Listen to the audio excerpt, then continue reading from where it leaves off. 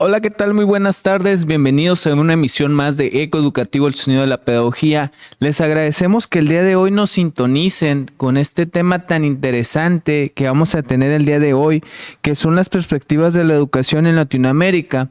El día de hoy, pues, haremos uso quizás un tanto más de las herramientas tecnológicas que tenemos actualmente y transmitiremos una entrevista que nos hizo favor el doctor Francisco Javier Arce Peralta de realizar a la doctora Jacqueline Barriga Nava, quien es psicóloga y escritora boliviana que pues tiene una trayectoria académica bastante destacada, muchísimos trabajos de manera amplia en su nación y asimismo en otros continentes. Ella creo que sus últimos trabajos fueron en Asia.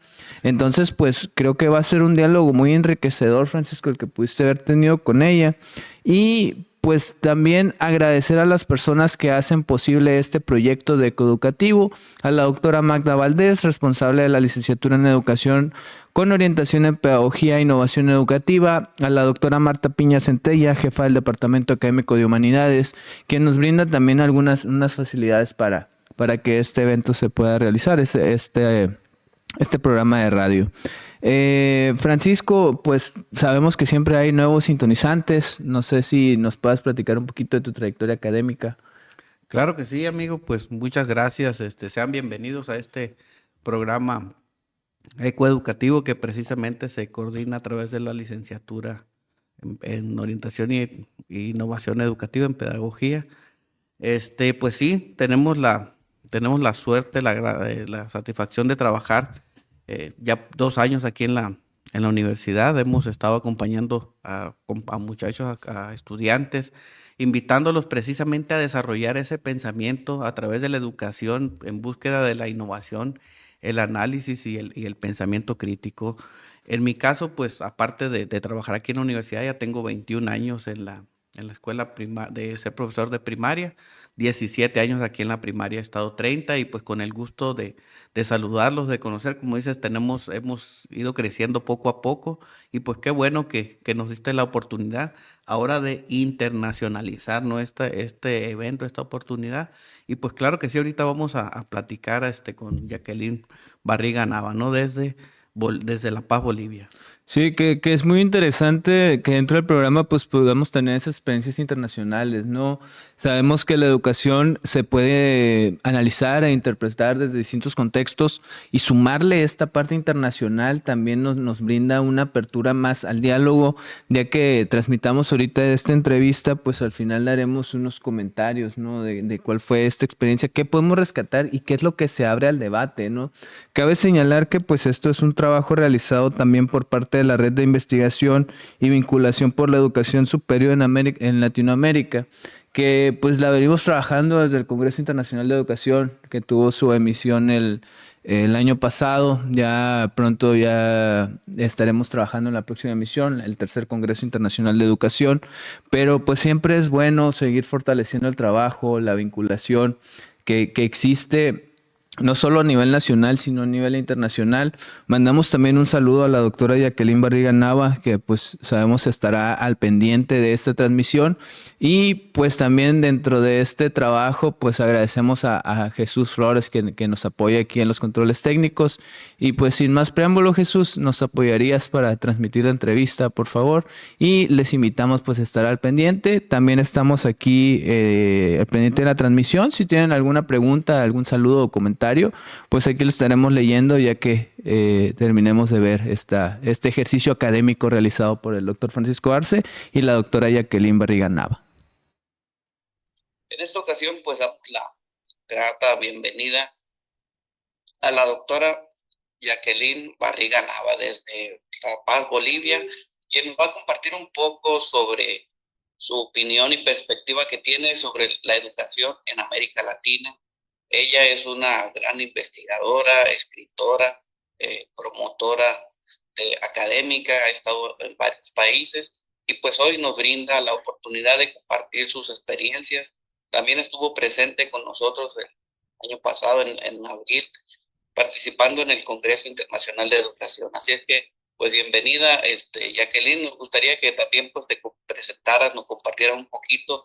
Sé que has estado también en Oriente, en Japón, vi tus publicaciones y pues nos gustaría que compartieras un poquito de ti antes de empezar. Sí, Antes de empezar.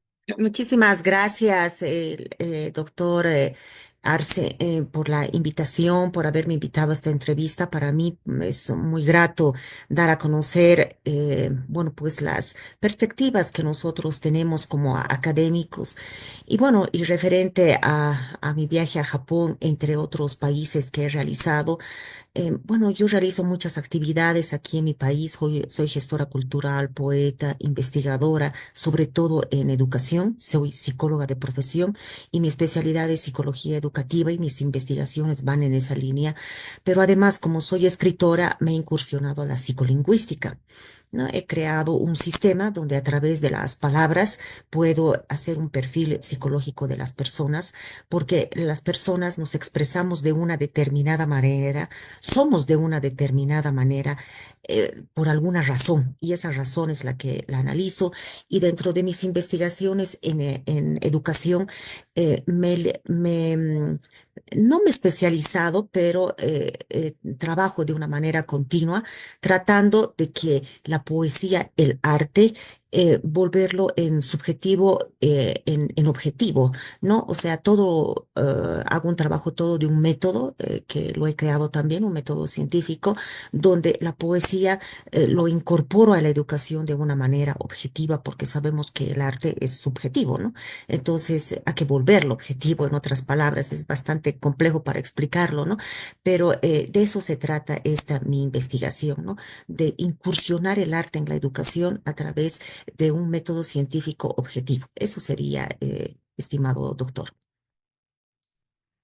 Muchísimas gracias. También, pues, aparte modestia, tienes una revista, ¿no? Tienes la revista Sinergia, y pues muchas felicidades, todo lo que nos compartes, lo que sigues haciendo, eres muy activa, y pues qué bueno. Nos gustaría el día de hoy, pues, que nos compartieras un poquito en ese amplitud que tienes de conocimiento. ¿Qué desafíos consideras tú que enfrenta la educación superior, no solamente en tu país, sino una perspectiva internacional?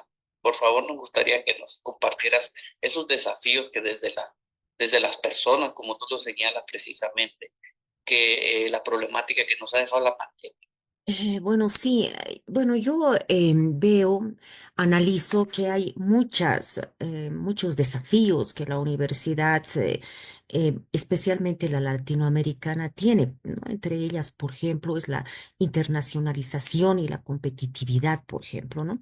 En la globalización, bueno, las universidades, los estudiantes, los mismos docentes, los profesores, tienen que competir con un alto nivel de otros docentes, obviamente, que hay en el mundo. Y lastimosamente en los rankings universitarios, especialmente en la universidad latinoamericana, está por debajo, ¿no? Las mejores universidades de Latinoamérica son mayormente las públicas, ¿no? Pero las privadas están un poco menos. Entonces, eso se tendría que nivelar, ¿no? Entonces, yo creo que esa es un primer punto de los desafíos que tenemos que enfrentar como universidad o dentro de la educación superior, ¿no?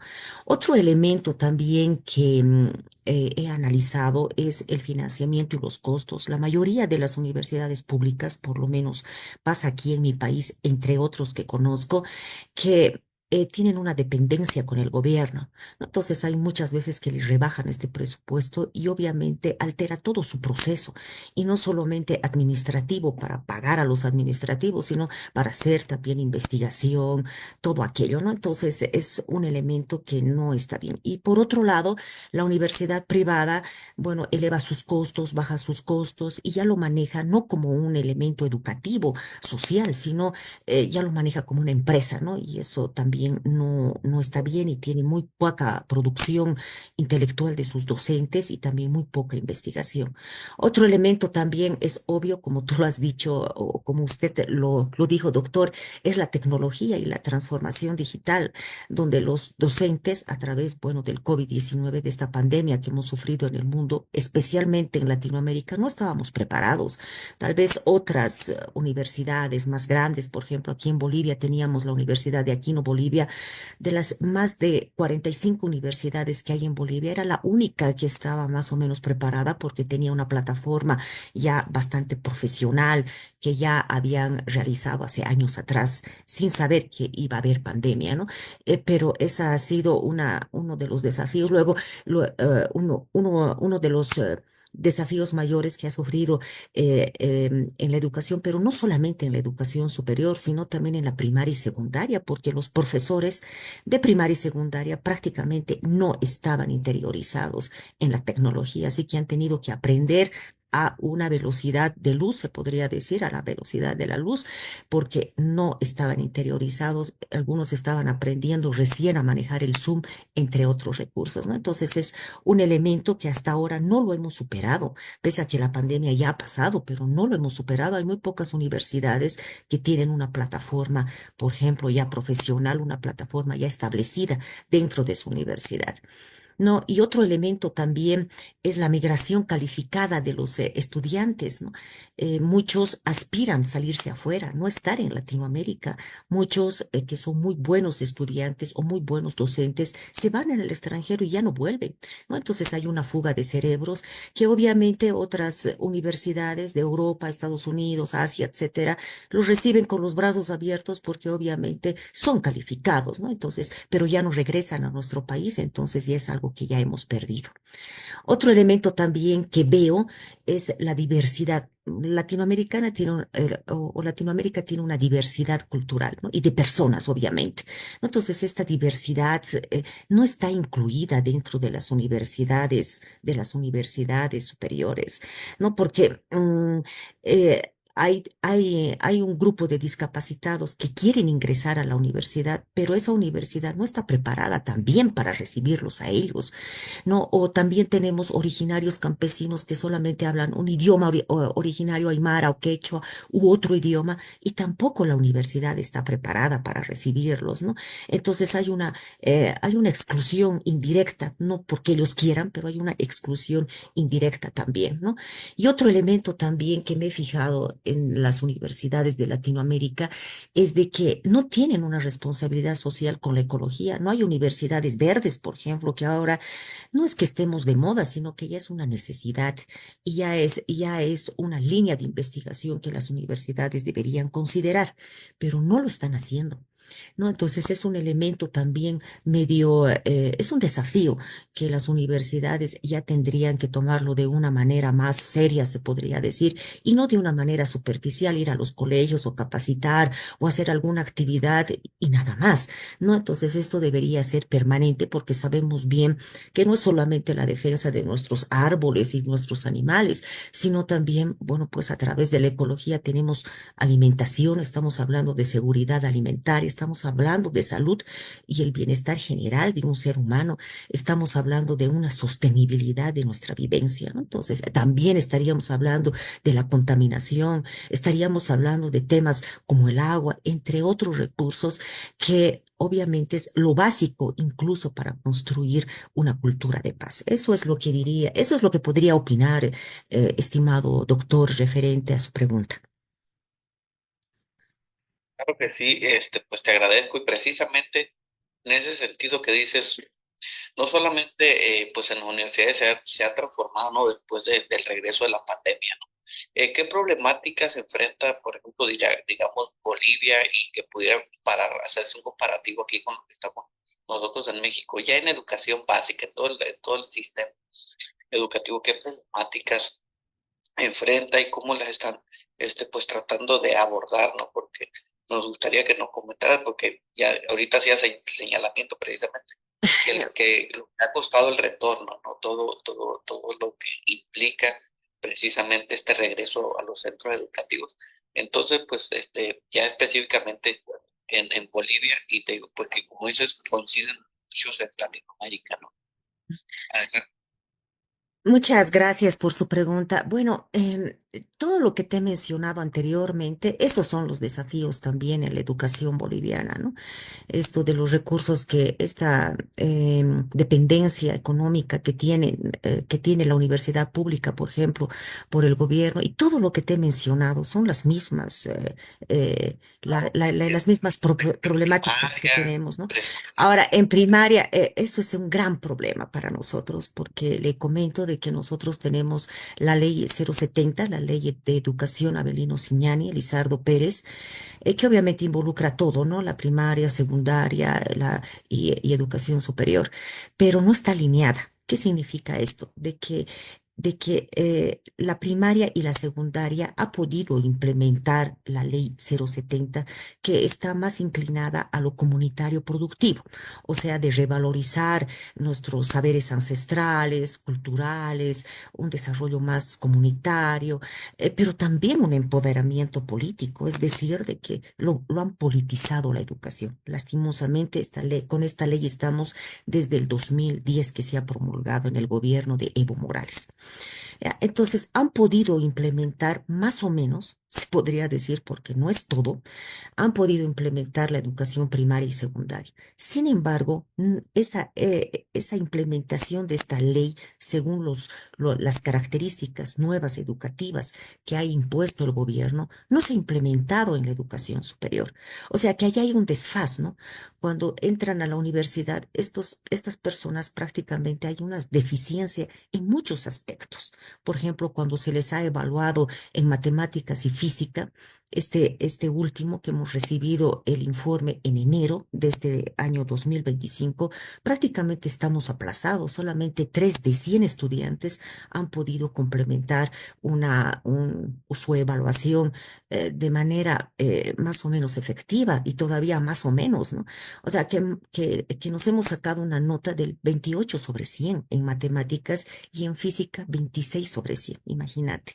Entonces, estos estudiantes ingresan a la universidad y prácticamente no sé cómo harán para nivelarse en matemáticas o en otras áreas. Es por eso que la mayoría de los estudiantes prefieren estudiar derecho o prefieren estudiar carreras humanas, sociales, pero no ingenierías, entre otras carreras que obviamente tienen mucha matemática, tienen diseño, tienen física, tienen bueno, un montón de áreas diversas matemáticas, ¿no? Entonces, eso es un desfaz que nosotros tenemos y ha sido una crítica tremenda a la ley 070, que además en primaria y secundaria nos hemos salido de la evaluación PISA que hace la UNESCO, ¿no?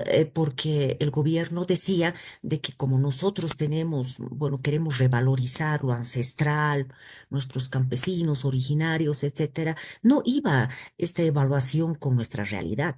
Entonces se salieron, entonces no hay una evaluación y esta evaluación lo ha tomado otra instancia y nos hemos aplazado, imagínense. Entonces no estamos bien en lo que respecta la educación, estamos prácticamente aplazados. Nuestra mejor universidad ahora en educación superior, nuestra mejor universidad que es la Universidad Mayor de San Andrés, de la misma manera, porque obviamente si bien es autónoma, pero económicamente depende del gobierno, ¿no? Porque a través del IDH, de los impuestos de hidrocarburos, le dan a las universidades públicas un porcentaje, ¿no?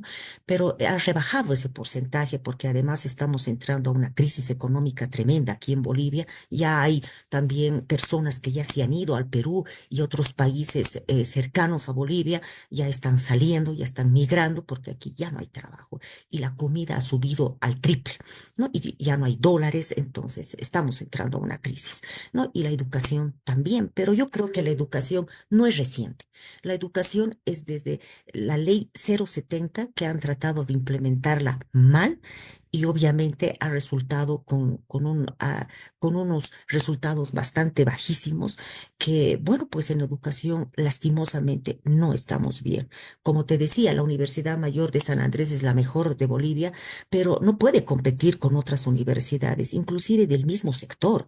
Con la Universidad de Chile imposible, con la UNAM no puede. Inclusive hay más investigaciones en esas universidades que en la nuestra, ¿no? Entonces, y además nuestra universidad pública está muy politizada, la universidad privada lo ven como un negocio y tenemos dos universidades más. Yo creo que del sector de Latinoamérica somos un sector bastante complejo en el manejo de educación superior, porque aparte de tener la universidad pública y la universidad privada, tenemos las universidades indígenas originarias campesinas, ¿no? Que tienen que incursionar en estas universidades el idioma aymara, quechua y guaraní. O sea que las clases se dan en estos idiomas también, ¿no? Y el objetivo principal yo creo que es politizar y obviamente según el gobierno y la constitución política del Estado, es incluir a estas personas que no han tenido la posibilidad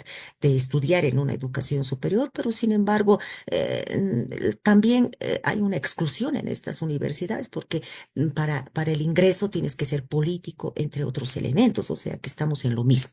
Y hay otra universidad que son las universidades especiales, que ya son específicas para militares, para policías y para para los profesores de nivel primario y secundario, ¿no? Que les dan maestrías, que les dan diplomados, pero que resulta lo mismo. Yo no entiendo por qué han separado la universidad privada y pública de la especial, si prácticamente hay muchos de la universidad especial, militares, policías, que van a las universidades privadas y públicas a hacer también sus maestrías y sus diplomados, ¿no? O sea, es lo mismo de lo mismo, pero estamos así, estimado doctor, con la esperanza de que esto mejore.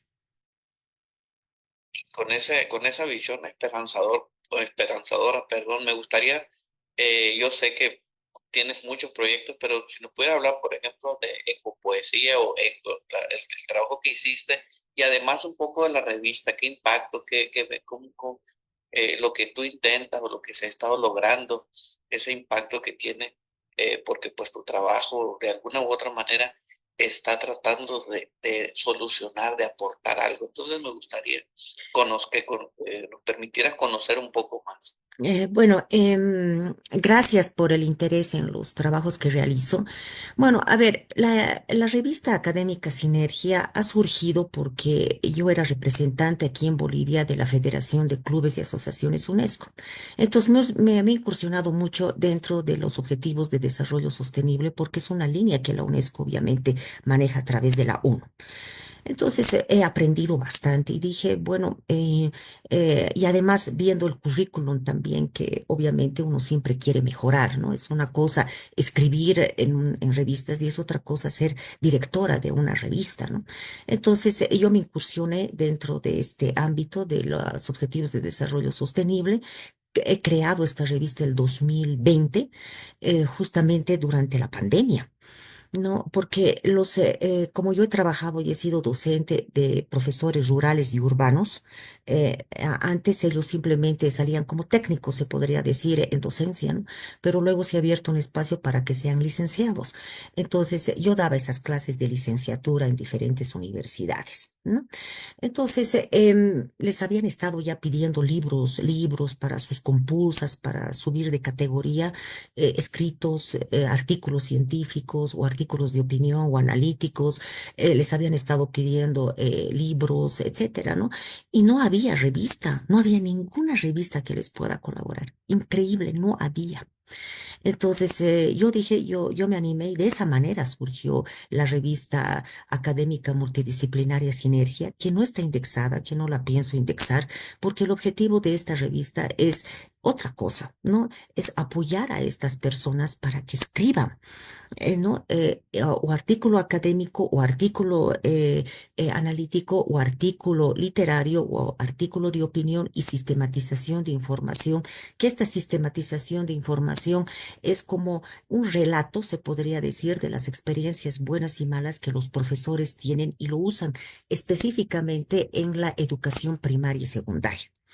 Entonces, de eso ha surgido, entonces, muchas personas han escrito en mi revista. Bueno, al ver que mi revista ha sido un éxito, se ha abierto otras revistas también, pero ya para un negocio, ¿no? Porque yo tengo un financiamiento importante de una empresa tarijeña, que ellos me financian todo, solamente cobro, eso sí, lo mínimo, ¿no? Para pagar a los revisores, porque tiene que entrar por un revisor, porque además he podido sacar el código internacional de las revistas, que es el ISSN. También tiene el depósito legal de mi país, el CENAPI, o sea, es la protección de autores que nos da también el gobierno, que se llama CENAPI, y también tengo la licencia CC, ¿no? O sea, para la protección de la información también de nuestros colaboradores. Entonces, es una revista más que todo como ayuda. Ya no es fácil. Para mí, doctor, no ha sido fácil sostener una revista. Ya estamos yendo al quinto año. No ha sido fácil, ¿no? Porque incluso los revisores se retrasaban. Es por eso que he decidido pagarles, ¿no? Para que ellos me den en el cronograma exacto y no se retrasen. Porque inicialmente yo les decía, de favor, revísamelo, y ellos pues me entregaban cuando podían, ¿no? Entonces era un retraso para mí total, no podía cumplir la bimensualidad de la revista. Entonces, al final les pago también poco ya, pero por lo menos retribuyo su trabajo ya, y ya recién se podría decir que me colaboran en los tiempos establecidos y no me atraso.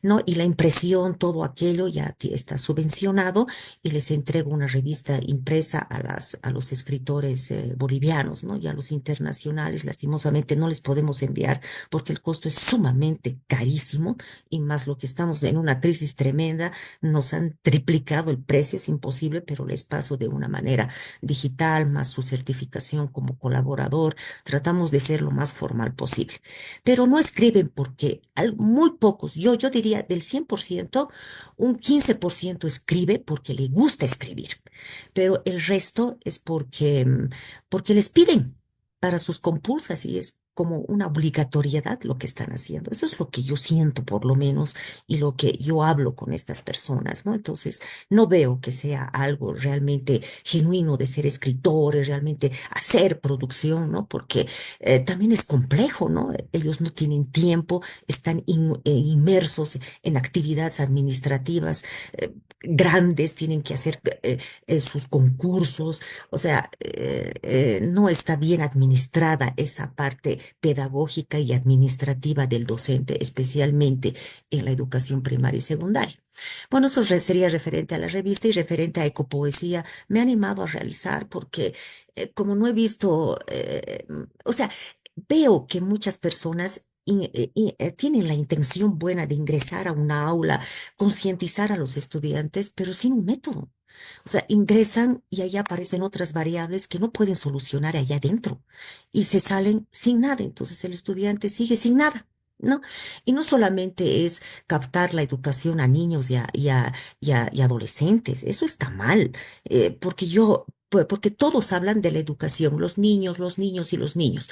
Y no es así. ¿Dónde queda el adulto? El adulto es quien también educa a ese niño, ¿no? ¿Quién educa al niño?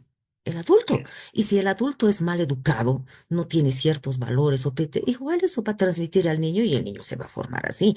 Ya, entonces, no me ha parecido correcto. Entonces, yo he querido innovar porque todos mis proyectos, los cinco que hasta el momento he realizado, son innovadores. Y dije, haré un método que involucre adultos, a partir de los jóvenes de 16 años, porque según la literatura me dice que en esa edad de los 16, de los 15 años, ya tienen un pensamiento más crítico, etcétera. Ya entonces he tomado de los 15 años hasta los 60 años, ¿no? He implementado en diferentes grupos de 15 a 20 años, otro grupo de 35 a 40 años, y otro disperso, que ha sido un grupo zonal que me ha colaborado, que ahí había señores mayores de 60 años, chicas de 30, de todas las edades, diverso, un grupo diverso, ¿no? Entonces, para saber también la confiabilidad y la eficiencia de mi método, porque he hecho un método científico a través de un análisis de diferentes autores. He tomado Vygotsky, he tomado Brunner, los clásicos, que me gusta mucho trabajar con clásicos porque prácticamente ellos han sido la base de todo, ¿no? Y utilizando herramientas psicológicas, por eso es es poesía, ¿no? Porque utilizo la poesía como el instrumento central para para educar a estas personas. No tiene tres estrategias, según todo un análisis larguísimo que he realizado, he sacado tres estrategias. La primera es comprensión lectora de los poemas, porque no todos los poemas se entienden. Hay que saber entender y hay que saber también sobrellevar o llevar un proceso para que este estudiante entienda. Entonces he utilizado la poesía didáctica. Posteriormente, la segunda estrategia ya era aplicar, porque yo considero que la información que tú das no tiene que quedarse en teoría y sí hay que cuidar al arbolito, a los animalitos y nada más. Tienes que aplicarlo en la vida porque si no hay una aplicación no hay nada para mí. Entonces, la segunda estrategia es que ellos apliquen en su vida y la tercera estrategia era ya volverse activistas, imagínense, o sea, ya volverse de manera constante. ¿No? Entonces, pero era voluntario la tercera estrategia. De esa manera he logrado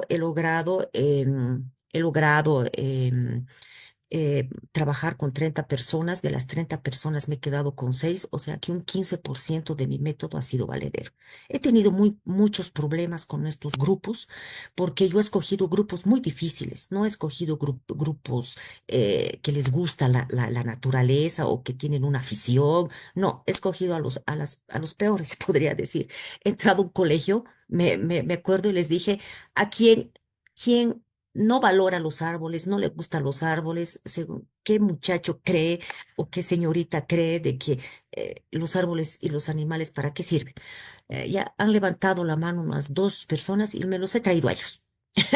No, y les he convencido que me colaboren porque yo creo que la concientización es esa, llegar a ese tipo de personas, no llegar a personas que ya por lo menos tienen una afición, un conocimiento, un cierto de conciencia, ¿no? Porque hay personas que no sabían nada. Y me ha tocado un grupo muy difícil, me querían cobrar dinero para continuar con el proyecto y eso no había sido el trato, el acta que había firmado con ellos no era así. He tenido muchos problemas con ellos. Eran adultos que no, que inclusive agarré unas personas que loteaban terrenos y obviamente cortaban los árboles de ciertas zonas. Hablé con dos de ellos también, ellos ingresaron también al proyecto. Ocha, y me he arrepentido porque eran personas muy agresivas. O sea, ha sido un proyecto, ha sido un día crucis para mí, pero lo he logrado. Imagínense cambiar el cerebro, el pensamiento, el sentimiento de 30 personas de ese nivel, se podría decir, y quedarme y cambiar a 6. Otros me decían que era muy poco, pero no es poco cambiar el pensamiento y el sentir de 6 personas, no es. Y ahora esas 6 personas se han dispersado y han entrado a diferentes grupos ecológicos, imagínense, de lo que no sabían nada, no valoraban ni a los animales. Inclusive el oteador que les digo ya se ha vuelto activista en defensa de los árboles, ¿no? Entonces, esa es una alegría mía, que lo hago yo de una manera totalmente desinteresada. No pido ayuda porque sé que no me van a ayudar, ya ni a ninguna universidad ni nada, porque todo está politizado, todo se maneja con amigos, con roscas. Entonces, ¿para qué les voy a pedir ayuda si no me van a colaborar? Así que he ido a instituciones serias como la Academia de Educación Superior, al Colegio de Psicólogos, etcétera, para que me ayuden institucionalmente. No les he pedido dinero, nada, ni una hoja de papel, ni un bolígrafo, simplemente su logotipo para que el proyecto tenga un poco más de peso. Nada más y me colaboraron. Y ahí se sumaron Marruecos, otras instituciones de Argentina, Colombia, y bueno, pues ya he tenido el agrado de recibir también el poema aquí del doctor que me está entrevistando, el doctor Arce, que ha sido seleccionado su poema a través de un grupo de tribunal que tenía. Y bueno, ha sido un proyecto bastante exitoso. Ahora lo voy a indexar en una revista porque obviamente ha tenido todo un proceso metodológico, ¿no? Y un análisis científico, todo aquello, lo implementado. Entonces, bueno, ya lo voy a indexar y bueno, ese ha sido el proyecto Psicopoesía, doctor, que lo llevo siempre en mi corazón y ha sido de mucho éxito. Posteriormente ya estoy agrupando a profesores para capacitarlos, ¿no? Y que puedan, puedan implementar la poesía dentro de las aulas, ¿no? Y esto ya va a haber una replicación más adelante, ¿no? Porque la gente está pensando más en la crisis que estamos pasando que en la educación inclusive, ¿no? ¿Cómo influye la educación, la política?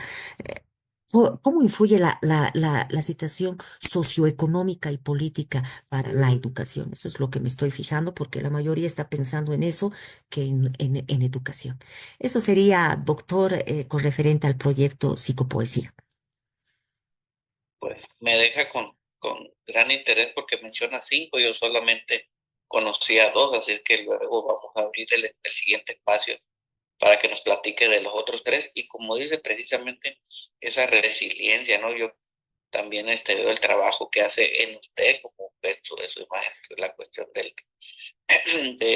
la disciplina de asistir al gimnasio, ¿no? Pero pues eso sería otra cosa, ¿no?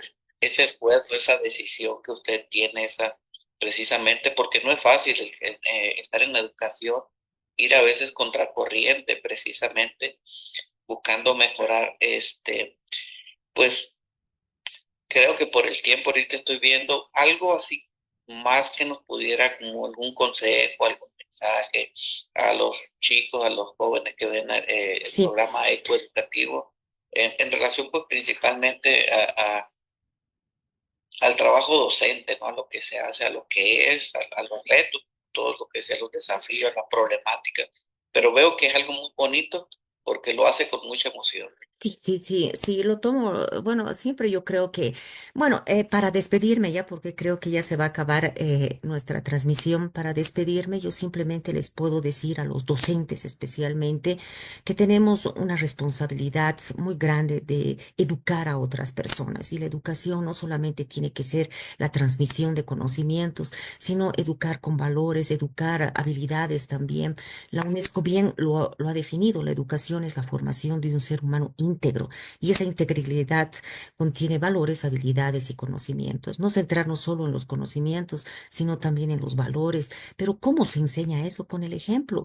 Un docente no puede ser pues ladrón, no puede acosar a sus estudiantes, enamorarlas, casarse con ellas o no sé, cosas extrañas, ¿no? Nosotros tenemos que ser, por ser personas públicas, un ejemplo para nuestra sociedad y un ejemplo para ellos también. Entonces, a tomarlo de una manera más humana, tomarlo como una responsabilidad que sea parte de nuestra vida, porque esos estudiantes que nosotros educamos o hemos educado ahora son profesionales, por lo menos me ha tocado vivir esas experiencias, son políticos importantes, son gerentes de una empresa, ¿no? Y gracias a Dios no son corruptos, son bastante correctos, pero eso depende también del profesor que le ha tocado, y no solo del profesor, también una familia, obviamente, ¿no? Pero nosotros también tenemos no somos padres, pero de alguna manera somos responsables de esa formación humana. Eso es lo que yo les diría, tomar la docencia no como una opción, como no hay trabajo, entonces tomaré la opción de docente y el sueldo por lo menos me va a alcanzar para algo. Muchos opinan así, no es así. Yo creo que hay que tomarlo con mucha responsabilidad porque ser docente es hacer patria también, porque estás educando a los futuros ciudadanos de tu país y depende mucho del profesor que estos sean buenos o también sean malos. Eso es lo que les diría con mucho cariño y respeto y muchas gracias, doctor, por la entrevista. Al contrario, pues gracias a ustedes este tiempo tuvimos algunas dificultades técnicas, sin embargo, pues lo más importante que compartir esta experiencia, este acercamiento, ¿no? Y algunas coincidencias que tenemos, tanto pues los sistemas educativos, la educación en América Latina. Sin embargo, como dice, pues el maestro que decide transformar va en contracorriente. Entonces, pues muchísimas gracias, Jacqueline. Tienes las puertas abiertas en la Universidad Autónoma de Baja California Sur para te vamos a seguir invitando a congresos, a investigaciones, conferencias y esperemos pronto seguir trabajando en colaboración. Muchísimas gracias y será hasta una próxima oportunidad. Y también yo me pongo al servicio de la universidad para cualquier apoyo. Bueno, pues piensen en mí que yo con mucho agrado, con mucho cariño y respeto voy a colaborar en lo que pueda según también a mis posibilidades. Muchas gracias.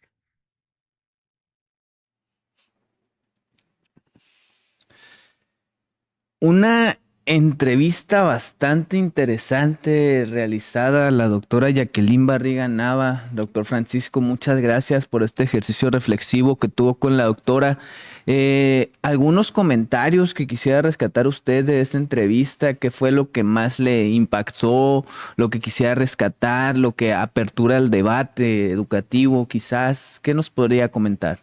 Claro que sí, Emigdio, gracias por la oportunidad y pues precisamente la participación de la doctora Jacqueline plantea pues estos desafíos que muchas veces eh, regionalizamos, no solamente en Bolivia o en México, sino en varias partes de nuestra Latinoamérica que coinciden con las problemáticas, a lo mejor económicas, a lo mejor por cuestiones de organización, todo el sistema educativo, ¿sí? Que está en ese proceso de transición, en esa búsqueda de una mejor calidad, de una mejor excelencia. Nosotros, pues, aquí en México, aplicando o implementando la nueva escuela mexicana, ¿sí? Pero también en otros países haciendo ejercicios de reflexión, de aplicar nuevas propuestas, ¿no? Y como, pues, bien lo sabe, la tecnología, ¿no? El uso, el aprovechamiento o lo que representa la tecnología. ¿Por qué? Porque de alguna manera socialmente está presente en la vida cotidiana. Entonces ese era el análisis que hacía también la doctora, que las condiciones en las que estamos a veces son muy adversas, pero sin embargo se hace el esfuerzo, se hace la lucha, se organiza, se trata de hacer hasta las propias gestiones de conseguir. Entonces creo que coincidimos con la propuesta que hace Jacqueline, con el análisis crítico que tú señalabas precisamente, de una visión que nos hace ver lo externo, tanto lo interno que está sucediendo y que en las instituciones, principalmente de educación superior, cómo se va en esa búsqueda de mejorar, ¿no? Sí, y que sobre todo tiene esta visión ampliamente crítica que a veces nos ayuda a poder vislumbrar temas que, si bien es cierto, atendemos, pero que muchas veces hay cierta línea a decir hasta aquí lo voy a analizar, pero nos da apertura a decir, ¿saben qué? Pues yo he presentado estas dificultades desde esta arista. A mí lo que yo rescato mucho, ahorita que estábamos en este diálogo analizando la plática de la doctora, me queda esta exclusión tanto directa como indirecta que se presenta dentro del sistema educativo, que muchas veces no se presenta intencionalmente, sino que el mismo sistema arraigado que existe, pues genera factores que excluyen al estudiante o al mismo docente, pues dentro de este ecosistema educativo, que muchas veces demanda soluciones, demanda propuestas, pero que existen cierta resistencia quizás a no cambiar algunas prácticas, pues, a no cambiar algunas prácticas o incluso no visibilizar de manera amplia lo que se está suscitando, pues, por cuestiones, digamos, de no catalogar o muchas veces detectar la falla y muchas veces hay que cambiar el discurso a áreas de oportunidad, de estas cuestiones, pero realmente si queremos cambiar este paradigma educativo para bien, pues hay que hablar de las cosas tal cual son, pues. Y la doctora, yo aplaudo este ejercicio que hace de decir, yo detecto que hay que mejorar aquí y que esto no está funcionando de manera acertada y sobre todo nos da esta visión también de la sustentabilidad, de decir, no tenemos universidades verdes. O sea, esa parte también te da el análisis de cómo conecta el estudiante con su entorno ambiental, pues, o sea, esta parte también, y desde su trabajo de poesía, pues ella busca también fomentar este pensamiento creativo y atender esa área de conocer el ecosistema, de conocer la madre tierra, de una manera en la cual se armonice quizás algunos aspectos de nuestra vida cotidiana. Así es, y pues vamos a hacer aquí públicamente, ¿no?, la invitación a en un futuro no muy lejano, que aquí mismo en la Universidad Autónoma de Baja California Sur tengamos el departamento de investigación educativa, que realmente se haga la investigación en la educación, que se empiece a generar esos constructos epistemológicos, esas rasgos y características, condiciones que se está realizando la práctica educativa, la práctica docente, así como las condiciones, necesidades y características que presentan los niños, ¿no? Como dices, hay que empezar a proponer, hay que a ver esa realidad que a veces pudiera quedar en la simulación, en la que todo está bien, en lo que, bueno, se está avanzando, pero medible, objetivamente, científicamente, desde un paradigma, como dices tú, humanista también, la investigación subjetiva o ese análisis, ¿sí?, que también lleva cierto rigor y tiene elementos que puedan arrojar para ir transformando, ¿sí?, nuestra sociedad, nuestro aprendizaje. Y creo que eso es una gran oportunidad, formar el departamento de investigación educativa, porque la universidad tiene otras áreas, otros departamentos de investigación. En este caso, ya se está planteando, o está posicionándose la educación muy fuerte aquí en la universidad, y lo aplaudo, todos estos apoyos desde el Departamento Académico de Humanidades y toda la gestión de la licenciatura con los congresos, con la misma red de investigación. Entonces creo que se va por buen camino. No, no hay que desesperarnos, hay que seguir, como dices, con esa visión crítica, pero también propositiva, ¿no? Sí, y que sobre todo saber que somos parte de un entorno social, ¿no? Y que lo que nos sostiene dentro del mismo es cómo nosotros aportamos, pues. Cómo nosotros vemos y proponemos, y sobre todo desde la academia podemos visualizar cuál es el aporte o legado que podemos ir dejando, pues, a lo largo de nuestra trayectoria, quizás académica, profesional, y sobre todo este sentido de vivo para servir, ¿sabes? O sea, creo que muchas veces eso queda de lado. En este semestre, por ejemplo, que me tocó dar seminario de tesis, la tesis actualmente en un estudiante universitario es un tema delicado. Un Sí. tema delicado por esta parte de falta fomentar, lo digo abiertamente, el amor a la investigación. Así es. El amor a la investigación. No digo que estemos mal en métodos de investigación, ni mucho menos en esta práctica pedagógica de que el alumno conozca. No, no, no. Yo me refiero a esta parte de investigo porque me interesa mi entorno. O sea, quiero aportar desde mi visión académica de lo que he ido aprendiendo algo para el futuro. Siento que ese es el trabajo que hay que realizar también.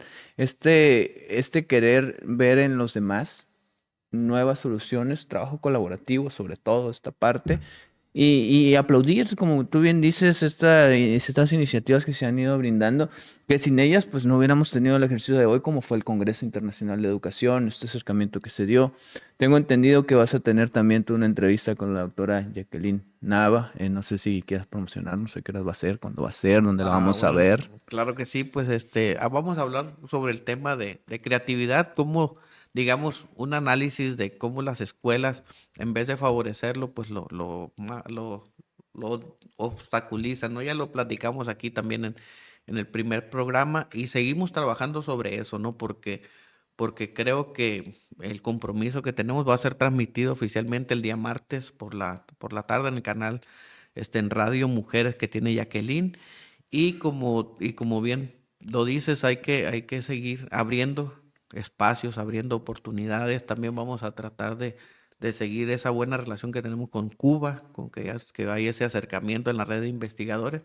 Y habrá otros espacios, el mismo Guatemala, ¿no? Que en la Universidad de San Sí. Carlos, que también están muy atentos y participando. Entonces creo que la colaboración que está ofreciendo la universidad, y en este caso la carrera de pedagogía, nos hace ver un horizonte hacia el cual puede realmente la universidad hacer esa parte, que también la normal como práctica docente, pero una universidad desde la investigación. Y retomo un poquito lo que decías, la pasión.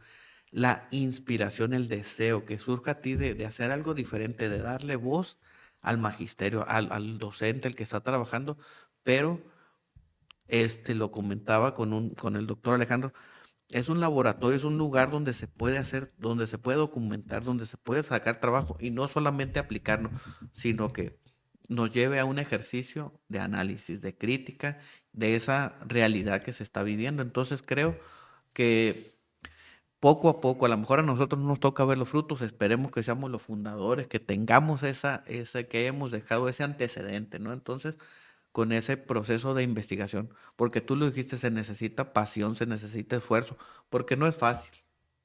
Y a veces en este mundo que decimos, no, pues hazlo rápido, hazlo fácil, algo. No, la investigación requiere su tiempo, requiere su inversión de muchos, no solamente económico, muchos sacrificios en relación a la lectura, al trabajo, a la escritura, a la revisión, a todo eso. No nomás vas a llegar y en un día o 3 días vas a ser un investigador.